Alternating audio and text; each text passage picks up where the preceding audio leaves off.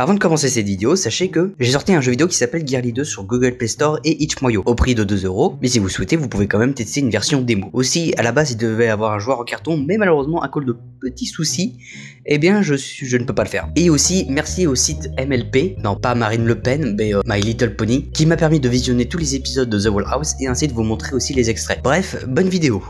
Et bien, bonjour à tous dans cette nouvelle émission où je vais parler un peu de sujets que j'ai envie de parler, peut-être des jeux vidéo, des séries télé, des films, ça peut être tout et n'importe quoi. Je m'excuse d'abord déjà pour le son qui va être dégueulasse parce que mon micro est mort. Aujourd'hui, je vais vous parler d'une série. Je vais parler de The Wall House, ou Luce Houseville comme vous voulez, mais juste avant de vous parler de cette série, je vais déjà parler d'abord de moi et les séries.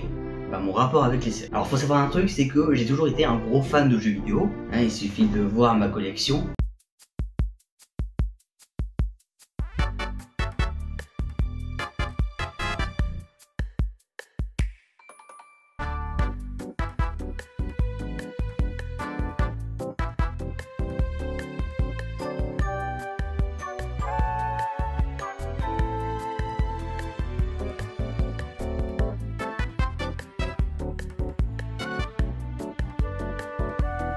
Et je n'ai jamais été série. Je ne suis absolument pas un cinéphile, je ne suis pas un amateur de séries télé. Alors quand j'étais petit, oui, je regardais des séries télé, genre Code Lyoko ou Foot de rue. Mais sinon, plus j'ai grandi, plus j'ai arrêté de regarder la télé. Et j'ai arrêté de regarder tout simplement les séries. Du coup, une question peut se poser, c'est comment je suis arrivé à regarder cette série. Bon alors, évidemment, c'est tout con. Mais c'est juste que quelquefois, je l'ai vu passer dans des vidéos YouTube ou TikTok. Et quand j'ai appris que c'était du Disney, et bah je me suis dit, bah allez, pourquoi pas regarder. Parce qu'évidemment, ça c'est un truc peut-être que je l'ai pas assez dit, mais je suis un grand fan de Disney. J'ai regardé Aladdin, Blanche-Neige et les 7 nains, enfin, je parle des originaux évidemment, pas les remakes de merde qui sont sortis, Le Roi Lion évidemment, même pour vous dire, mon deuxième jeu vidéo préféré c'est Kingdom Hearts, un jeu Disney et Square Enix aussi. En bref voilà, donc évidemment, quand il y a du Disney, j'aime bien. Donc bref, qu'est-ce que cette série raconte? Pour résumer grossièrement et sans spoiler, il y aura une partie sans spoil et une partie avec spoil. C'est l'histoire de Luz, une humaine qui vit dans un monde d'humains, qui un jour va se retrouver dans un monde de sorciers et de sorcières, où elle va rencontrer une meuf qui s'appelle Eda, une vieille sorcière, ainsi que King, un petit machin, et ils vont vivre quelques aventures ensemble, et ils vont faire la rencontre de plusieurs personnages qui sont évidemment des sorciers et des sorcières. Et Luz va apprendre tous les sorts, les monstres, la magie en général dans ce monde de sorciers et de sorcières. Alors ça c'était du coup un gros résumé. Sinon je vais un peu dire mon ressenti sur la saison 1, 2 et 3, et ensuite je passerai à la partie spoil, où là rien à foutre, je balancerai tout ce que je veux.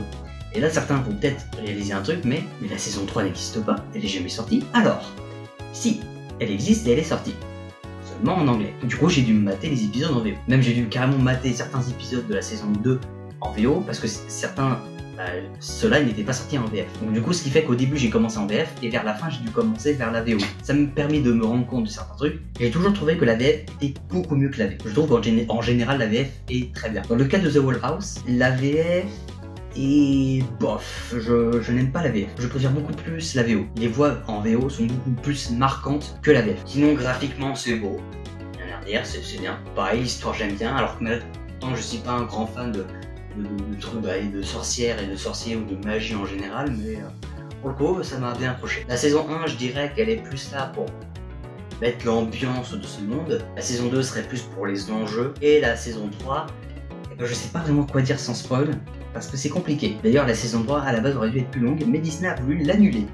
Du coup, malheureusement, Dana Terrace et son équipe ont eu juste le temps de faire 3 épisodes pour terminer la série. Et Disney s'est rendu compte après de leur grosse connerie d'avoir fait ça. The Wall House était très apprécié. Donc voilà. Maintenant, je vais passer à la partie spoil.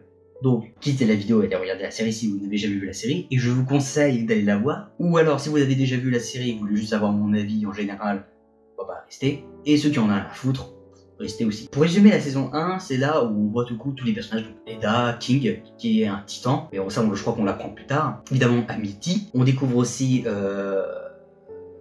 Willow et Gus. Alors faut savoir un truc, c'est que Amity et Luz s'aiment, enfin au début ils s'aiment pas, hein, parce que Amity veut essayer de la tuer quoi. Qu'est-ce que tu es? Qui es-tu? Je veux des réponses! Et plus vers la suite, à un moment ils acceptent leurs sentiments l'un envers l'autre. Pas de monstre, pas de mystère, pas pas de duel mortel, ce sera le rendez-vous le plus ordinaire et banal qui soit.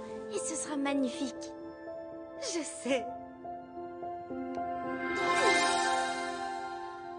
Oh, ça alors? Du coup, ce qui est marrant, c'est qu'au début, moi, faut savoir un truc, c'est que je savais pas qu'ils étaient ensemble. Du coup, moi, j'étais en mode, oh putain, quelle connasse! Parce que bah, c'était un peu la méchante.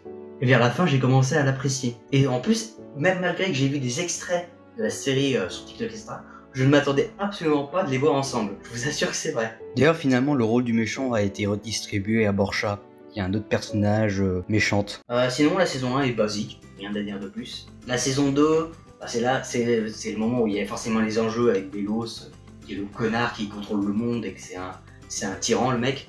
Un peu comme Poutine ou Macron. En fait, lui était un humain, mais du coup il s'est fait passer pour un sorcier pour essayer de tuer tous les sorciers et sorcières. D'ailleurs, c'est aussi là où on découvre Hunter, qui est énormément apprécié aussi. C'est vrai qu'en français, il a une voix plutôt cool, même si encore une fois, je trouve qu'il est mieux en anglais. Et la saison 3, et ben à un moment, ça se passe dans le monde des humains. Le premier épisode de la saison 3 se passe dans le monde des humains, et les deux derniers épisodes se passent dans le monde des humains. Parce qu'en gros, le collector, il voulait jouer à un jeu, King les envoie, pousse en tout cas dans le monde des humains, finalement pour sauver la vie de ses amis. Et d'ailleurs, je trouve du coup, c'est un truc qui est un peu gâché. Si Disney ne l'avait pas annulé, saison 3 aurait été vraiment très cool. Parce que du coup, ils auraient pu faire en sorte de développer un peu ça. Genre, Amity et toute la bande qui découvre le monde des humains, qui soit fait d'êtres humains, un monde sans magie. Le problème, c'est que du coup, cette partie-là qui aurait pu être intéressante, du coup, elle est complètement skippée littéralement dans le premier épisode. Et du coup, le premier épisode de la saison 3 commence vers Lusk et ses amis qui sont dans le monde des humains. Ensuite, tu les vois grandir et voilà. Et après, le reste de l'épisode, bah, c'est juste...